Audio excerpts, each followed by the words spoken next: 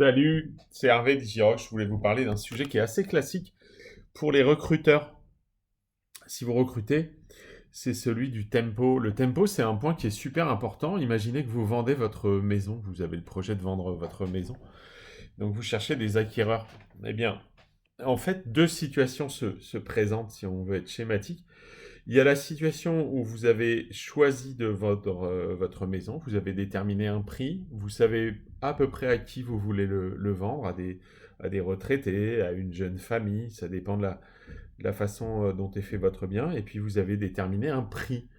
Avec ces informations-là, si vous rencontrez un agent immobilier intelligent, il va fixer sa zone de prospection, ou alors vous allez contacter un agent qui a choisi sa zone de prospection et vous allez mettre le bien en vente. C'est là que le tempo intervient entre prendre votre décision, prendre les photos, mettre le bien dans la vitrine, commencer à avoir des visites et dérouler quelque chose d'assez précis par rapport à ces visites. C'est-à-dire que si vous détectez un prospect, encore faut-il qu'il y ait des prospects, l'agent immobilier va vous assister, il va vous tenir la main puisqu'il connaît la procédure habituelle de vente pour que tout ça se déroule dans les meilleurs délais. Alors évidemment, votre vente va se dérouler dans les meilleurs termes si le tempo est bon. Par exemple, une visite est assez concluante, eh bien l'agent immobilier va pousser les visiteurs à faire une offre de prix et parfois une offre de prix qui va vous choquer puisque ce ne sera pas exactement le prix que vous aviez déterminé, mais l'agent immobilier sait que vous êtes susceptible d'accepter à ce prix-là. Et là, la vente peut se faire dans de bons délais. L'autre situation, c'est que vous n'acceptez pas ce tempo rapide, on va dire, et vous avez différents maillons de la chaîne qui ont claqué, qui sont pas bons. Le premier, c'est d'aller chercher des clients là où il ne faut pas. Je vous donne un exemple. Moi, j'ai vendu une maison qui était située au sud de Rambouillet. Bah, les clients à aller chercher, ils étaient à Saint-Quentin-en-Yvelines. Ils étaient plus près de Paris et ils avaient envie de s'éloigner pour avoir une maison avec un plus grand jardin. Voilà, ça, c'était la stratégie.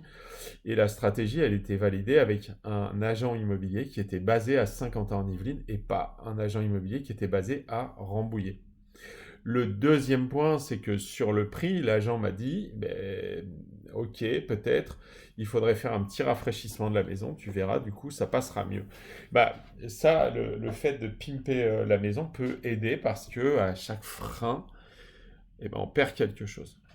Ensuite, si ça ne fonctionne pas, c'est aussi parce que le prix n'est pas accepté par le vendeur, et ça c'est normal.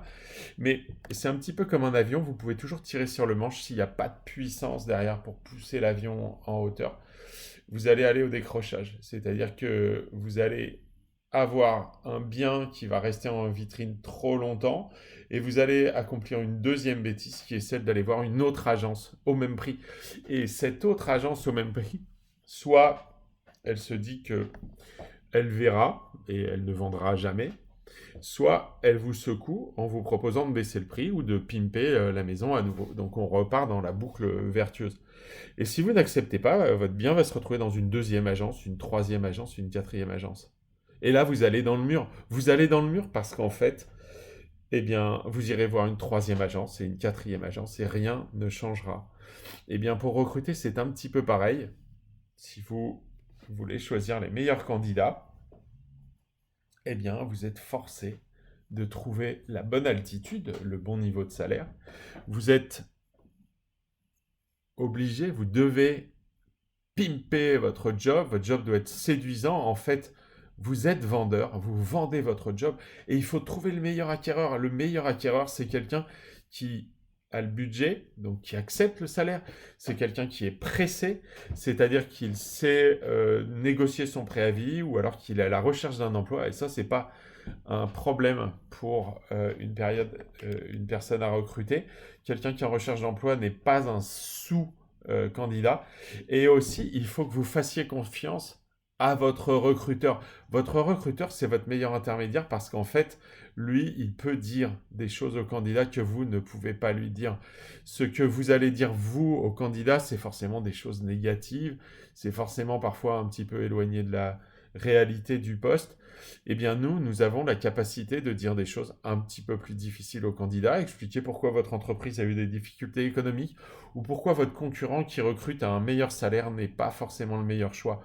Et ça, c'est toujours agréable de faire recours à un marieur, à quelqu'un qui peut, par son expérience, dire des choses moins agréables, mais qui ne sont pas des deal breakers. Ça va pas tout mettre en l'air, alors que pour vous, une parole un petit peu hors limite, c'est problématique. Donc voilà, si vous êtes conduit à passer trop de temps sur un recrutement, c'est-à-dire qu'au bout d'un mois et demi, vous n'avez pas vu de talent, ou alors vous n'avez pas su les séduire, ou alors que vous faites appel à un deuxième cabinet, puis un troisième cabinet, puis un site d'annonce, etc. Il faut arrêter tout et vous remettre à plat. Il faut reconsidérer votre recherche de talent. C'est une recherche de talent. Vous ne faites pas l'aumône d'un job à quelqu'un qui vous mendie un job. Non, non, non, non, non. Vous vendez un poste à un talent. Et ça, eh bien, c'est une attitude, une posture d'esprit qui n'est pas tout à fait celle qui est communément partagée par les entreprises qui recrutent. Alors, je vous invite à réfléchir et puis je suis à votre dispo pour en discuter.